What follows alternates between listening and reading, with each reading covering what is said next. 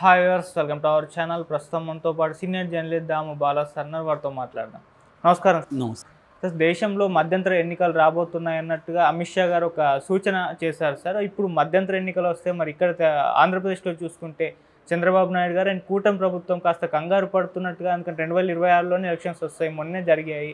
మరి ప్రభుత్వం ఏమన్నా మళ్ళీ ఇంకోసారి రీఫామ్ అవుతుందా లేదా అన్న డౌట్ వస్తుంది. ఎందుకంటే ఇప్పటి వరకు వాళ్ళు ఎటువంటి హామీలు కూడా నెరవేర్చలేదు.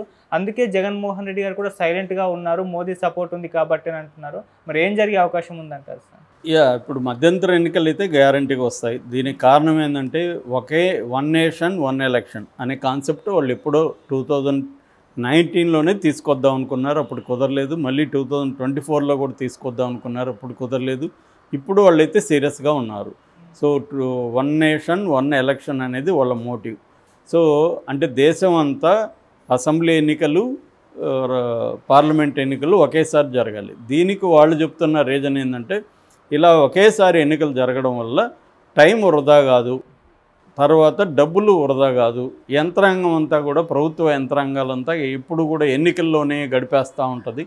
ప్రజల సంబంధించిన సంక్షేమం, అభివృద్ధి మీద, గవర్నెన్స్ మీద ఫోకస్ చేసే పరిస్థితి ఉండదు. కాబట్టి ఒకేసారి జరగడం అనేది బాగుంది అనేది వాళ్ళు చెప్తున్నది.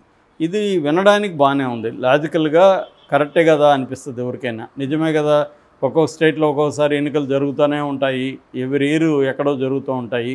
దీనివల్ల ఎందుకు ఇబ్బంది, ఒకేసారి జరిగితే సరిపోతుంది కదా అనేది ఉంది. కానీ ఇక్కడ చాలా ప్రాబ్లం. అసలు బీజేపీ ఎందుకు, వాళ్ళు ఎప్పుడైనా కూడా ఏ పొలిటికల్ పార్టీ అయినా బయటికి చెప్పేది ఒకటి, ఇంటర్నల్గా వాళ్ళకు ఉండే కారణాలు వేరే ఉంటాయి. బీజేపీ ఎందుకు ఇలా చెప్తుందంటే, బీజేపీకి ఉన్న తలనొప్పి ఏంటంటే, అనేక రాష్ట్రాల్లో స్థానిక పార్టీలు బలంగా ఉన్నాయి. ఈ పార్టీలు ఏం చేస్తాయంటే, అక్కడ లోకల్గా స్టేట్ ఎలక్షన్లు జరిగినప్పుడు స్థానిక సమస్యల కేంద్రంగానే ఆ ఎన్నికలు జరుగుతాయి. స్థానిక సమస్యల్లో ఇప్పుడు చంద్రబాబుని తీసుకుంటే అక్కడ స్థానిక పరిస్థితులను బట్టి అక్కడ జరిగాయి. ఇక్కడ కూడా అంతే. ఇక్కడ కేసీఆర్ వర్సెస్ రేవంత్ రెడ్డి అన్న నెరేటివ్లోనే ఇక్కడ జరిగాయి. మనకి కర్ణాటకలో అది ఎక్కడైనా కూడా లోకల్ సమస్యలు ప్రధానంగా జరుగుతాయి. కానీ నేషనల్ లెవెల్లో ఎన్నికలు జరిగేటప్పుడు మోడీ వర్సెస్ అదర్స్ అన్న నెరేటివ్ వచ్చేస్తుంది. అందువల్ల ఇప్పుడు కొన్ని చోట్ల తీసుకుంటే, ఇప్పుడు ఫర్ ఎగ్జాంపుల్ కర్ణాటకలో తీసుకుంటే స్టేట్ ఎన్నికల్లో కాంగ్రెస్ బ్రహ్మాండంగా పెర్ఫామ్ చేసింది, అధికారంలోకి వచ్చింది. కానీ నేషనల్ ఎలక్షన్ జరిగినప్పుడు అదే కర్ణాటకలో బీజేపీ బ్రహ్మాండంగా పెర్ఫామ్ చేసింది. తెలంగాణ తీసుకుంటే తెలంగాణలో స్టేట్ ఎన్నికల్లో బీజేపీ పెర్ఫార్మెన్స్ పూర్గా ఉంది, ఎంపీ ఎన్నికల్లో బీజేపీ పెర్ఫార్మెన్స్ ఈక్వల్ టు కాంగ్రెస్కి 8 వచ్చాయి, బీజేపీకి 8 వచ్చాయి. సో ఇది అర్థమైంది బీజేపీకి. సో అందుకని మనం కానీ నేషనల్ ఎన్నికల్ని, రాష్ట్ర ఎన్నికల్ని ఒకేసారి జరిపేస్తే అప్పుడు లోకల్ ఇష్యూస్ని డామినేట్ చేసి నేషనల్ ఇష్యూస్ ముందుకు వస్తాయి. సో అప్పుడు మోడీ వర్సెస్ అనేది ఏర్పడుతుంది. కాబట్టి ఆ కాంటెక్స్లో మనకి విన్నింగ్ అవకాశాలు బెటర్గా ఉంటాయి అనేది మోడీ అండ్ కో ప్లాన్ అనమాట. దీన్ని ఎప్పటి నుంచో అమలు చేయడానికి ట్రై చేస్తున్నారు. దీనికి కొంతమంది వ్యతిరేకిస్తున్నారు, ముఖ్యంగా ఇండియా కూటమిలో ఉన్న నాయకులు వ్యతిరేకిస్తున్నారు, కొంతమంది సపోర్ట్ చేస్తున్నారు. జగన్ లాంటి వాళ్ళు, కేసీఆర్ లాంటి వాళ్ళు కూడా సపోర్ట్ చేశారు, మాకు అభ్యంతరం లేదని చెప్పారు. సో ఇప్పుడు ఖచ్చితంగా వాళ్ళు నెక్స్ట్ టైము ఎలక్షన్ తీసుకురాబోతున్నారు. ఇప్పుడు ఏంటంటే కొన్ని రాష్ట్రాల్లో 2026 వరకు ఎలక్షన్లు ఉన్నాయి వరుసగా. ఇప్పుడు హర్యానా, జమ్మూ కాశ్మీర్, మహారాష్ట్ర ఈ ఇయర్లో ఎలక్షన్లు ఉన్నాయి. బీహార్, ఢిల్లీ లాంటి రాష్ట్రాల్లో నెక్స్ట్ ఇయర్ ఎలక్షన్లు ఉన్నాయి. తర్వాత ఉత్తరప్రదేశ్, తమిళనాడు, వెస్ట్ బెంగాల్ 2026లో ఎలక్షన్లు ఉన్నాయి. సో ఒక్కసారిగా ఉత్తరప్రదేశ్ ఎలక్షన్లతో పాటు 3 రాష్ట్రాలు ఉన్నాయి. కాబట్టి మిగతా రాష్ట్రాలకు కూడా ఒకేసారి ఎన్నికలు పెట్టేద్దామన్న ఆలోచనలో ఉన్నట్టుగా నిన్న అమిత్ షానే ప్రకటించాడు. అంటే ఆల్రెడీ దీని మీద కమిటీ రిపోర్టు కూడా వచ్చేసింది. ఎన్నికలు పెట్టడమే కరెక్ట్ అని రిపోర్టు కూడా చెప్పింది, మేము పెట్టడానికే వెళ్తున్నామని. సో ఇలాగా కానీ పెడితే ఆంధ్రప్రదేశ్ పరిస్థితి ఏంటి? ఆంధ్రప్రదేశ్లో మొన్న బ్రహ్మాండంగా మెజార్టీతో కూటమి ప్రభుత్వం అధికారంలోకి వచ్చింది, చంద్రబాబు నాయుడు సీఎం అయ్యాడు. కానీ ఇప్పటివి 100 రోజులైంది. 100 రోజుల్లో వాళ్ళ పరిస్థితి ఏంటి? దాదాపు 20,000 కోట్లు అప్పు చేశారు చంద్రబాబు. ఈవిరి మంగళవారం చేస్తున్నాడు. దాని తర్వాత నిన్ననే ఖజానా ఖాళీ అయిపోయింది. ఉద్యోగులకు కూడా జీతాలు ఇవ్వలేని పరిస్థితి అని చంద్రబాబు అనౌన్స్ చేశాడు. ఇప్పటి వరకు ఆయన చెప్పిన సూపర్ 6లో ఏది కూడా అమలు చేయలేదు. ఒక్క వృద్ధాప్య పెన్షన్లో తప్ప ఇంకా ఏ స్కీములు కూడా చంద్రబాబు అనౌన్స్ చేయలేదు. ఈ లోపల వరదలు వచ్చాయి. వరదల్లో దాదాపు 20,000 కోట్లు లాస్ వచ్చింది. ఒక పైసా కేంద్రం నుంచి తేలేకపోయాడు చంద్రబాబు. సో ఈ కాంటెక్స్లో అప్పులని అంటున్నాడు. నిజానికి ఇప్పుడు జీతాలు ప్లస్ పెన్షన్లు కలిపి, అంటే కొంతమంది రిటైర్డ్ అయిన ఎంప్లాయీస్ పెన్షన్లు ప్లస్ జీతాలు కలిపి 5,300 కోట్లు ఇవ్వాలి. వృద్ధాప్య పెన్షన్లు 2,737 కోట్లు ఇవ్వాలి. టోటల్గా ఈ రెండు కలిపి 8,000 కోట్లు దీనికే అవసరం అవుతుంది. అయితే అప్పుల పరంగా తీసుకున్నప్పుడు చంద్రబాబు వెళ్ళిపోయే నాటికి 2019లో 4 లక్షల కోట్లు అప్పు పెట్టేసిపోయాడు చంద్రబాబు. ఆ తర్వాత జగన్ 2019 నుంచి 24 వరకు జగన్ కొంత యాడ్ చేసి అప్పుల్ని 7,48,000, అంటే 7.5 లక్షలు అనుకున్నాను రఫ్గా, 7.5 లక్షల కోట్లు. అంటే ఇతను ఒక 3.5 లక్షల కోట్లు జగన్ అప్పులు చేశాడు ఎక్స్ట్రాగా. సో అలాగా ఇప్పుడుకి టోటల్గా 7.5 లక్షల కోట్ల అప్పు ఉంది. అంటే చంద్రబాబు పీరియడ్లో 22% అప్పులో ఇది ఉంటే జగన్ పీరియడ్లో 13% ఉంది.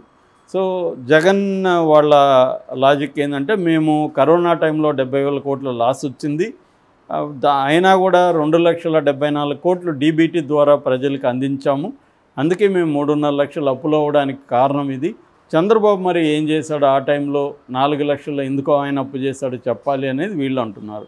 వాళ్ళు అసలు 7 కాదు ఇది దొంగ లెక్కలు, 13 లక్షల కోట్లు అప్పులు అయిపోయినాయని వాళ్ళు అంటున్నారు. మరి అంత అప్పులైనాయని ముందే తెలుసు కదా ఎలక్షన్ ముందు. కానీ చంద్రబాబు ఎందుకు అటువంటి హామీలు ఇచ్చాడు? సంవత్సరానికి 1,50,000 కోట్ల ఖర్చు అయ్యే హామీలు చంద్రబాబుని ఇవ్వమని ఎవడు అడిగాడు? అంటే మోసం చేయాలనే ఉద్దేశంతోనే కదా, ఆయనకు తెలిసే కదా ఇచ్చాడు. మరి అప్పుడు జీతాలు ఇవ్వలేదని జగన్ని విపరీతంగా విమర్శించారు. ఇదే ఆంధ్రజ్యోతి ఎన్నోసార్లు జీతాలు ఇవ్వలేకపోతున్నారు. ఇప్పుడేమో ఇదే ఆంధ్రజ్యోతిలో ఫ్రంట్ పేజీలో ఇందాక నేను చెప్పిన లెక్కలో ఉంది కదా, జీతాలు ఎంత ఇవ్వాలి, సో జీతాలు ఇచ్చే పరిస్థితి లేదని ఇప్పుడు రాస్తుంది. మళ్ళీ దీనంతా జగన్కి అకౌంట్లోకి పడేయాలని ట్రై చేస్తున్నారు. సరే, జగన్ చేతగానాడు, జగన్ దుర్మార్గుడు, జగన్ సైకో, జగన్ ఇంకోటి భూతము. సరే, నువ్వు వచ్చావు కదా, నువ్వు మరి ఏం చించావు 3 నెలల్లో? మరి మోడీ నుంచి ఎందుకు ఫండ్స్ తీసుకెళ్ళకపోయావు? నీ మీద ఆధారపడి మోడీ ఉన్నాడు కదా అనేది ఇప్పుడు ప్రశ్న. దీంతో వైసీపీ వాళ్ళు ఏం చెప్తున్నారంటే, చంద్రబాబు ఈ బేదార్పులు ఎందుకు వెళ్ళిస్తున్నాడంటే అమరావతి మీద డబ్బులు ఖర్చు పెట్టాలనే ప్లాన్లో ఉన్నాడు. అతని టార్గెట్ అంతా ఈ 5 ఏళ్లలో అమరావతిని డెవలప్ చేయాలనేది. అందుకని నారాయణ కూడా ఫస్ట్ పేజీలో 60,000 కోట్లు అమరావతికి అవసరం అవుతాయి, అక్కడ రిజర్వాయర్లు నిర్మిస్తాము, అక్కడ రిటైనింగ్ వాల్స్ కడతాము, ఇవన్నీ చెప్తున్నారు. సో దీనికి డబ్బులు పెట్టాలంటే వేరే వాటికి ఆపేయాలి డబ్బులు, వేరే వాటికి అంతా ఆపేసి ఓన్లీ అమరావతికే ఇవ్వాలి అన్న ప్లాన్లో చంద్రబాబు ఉన్నాడు అంటున్నారు. కానీ ఇవన్నీ చేయాలంటే కూడా మోడీ అనుమతులు అవసరం. మోడీ 2026లో ఎలక్షన్కి వెళ్ళేట్టుగా ఉంటే ఆంధ్రప్రదేశ్కి పైసా రాల్చడు, పైసా ఇవ్వడు. ఎందుకంటే చంద్రబాబు గట్టిగా మోడీని వ్యతిరేకించి, మోడీని బెదిరించి ధర్మదీక్ష, పోరాట దీక్షలు చేసే పరిస్థితిలో చంద్రబాబు లేడు. ఓకే. సో చంద్రబాబు ఒకవేళ మోడీని దగ్గరిస్తే రేపు పొద్దున వాళ్ళు పవన్ కళ్యాణ్ పక్కకి లాగేస్తారు. పవన్ కళ్యాణ్ బీజేపీ కలిసి రేపు పొద్దున పోటీ చేసే అవకాశాలు ఉంది. ఇండైరెక్ట్గా జగన్ కూడా వాళ్ళు సపోర్ట్ చేస్తారు. ఆల్రెడీ మోడీ జగన్ సపోర్ట్ చేస్తున్నాడు. ఇప్పటి వరకు జగన్ మీద చంద్రబాబు ధైర్యం చేసి జగన్ని జైలుకు పంపించలేకపోతున్నా అంటే దానికి ప్రధాన కారణం మోడీ అనేది తెలుగుదేశం వాళ్ళే చెప్తున్నారు. ఎందుకంటే తెలుగుదేశం వాళ్ళకి అందరికి కూడా అసంతృప్తి ఉంది. సో ఈ కాంటెక్స్ట్లో జగన్ మోడీ కలిసే ఉన్నారు ఇప్పటికీ. అందుకని జగన్ ఎక్కడ కూడా మోడీని ఒక మాట అనట్లేదు ఇప్పటికి కూడా. జాగ్రత్తగా గమనిస్తే పవన్ కళ్యాణ్ కూడా మోడీ ఎక్కడ అనట్లేదు. మొన్న కూడా పవన్ కళ్యాణ్ అమాయకుడని మాట్లాడాడు, చంద్రబాబు మీద ఫోకస్ చేస్తున్నాడు.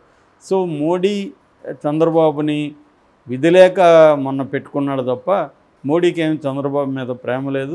అదును చూసి చంద్రబాబుని దెబ్బకొట్టడానికి మోడీ ట్రై చేస్తున్నాడు. ఈ 2026 ఎలక్షన్లో వస్తే మాత్రం చంద్రబాబుకి ఇబ్బంది అన్న ఒక వెర్షన్ వస్తుంది. అందుకనే చంద్రబాబు టెన్షన్లో ఉన్నాడని చెప్తున్నారు. ఇది ఎంతవరకు అమలవుతుందనేది చూడాలి. Okay sir.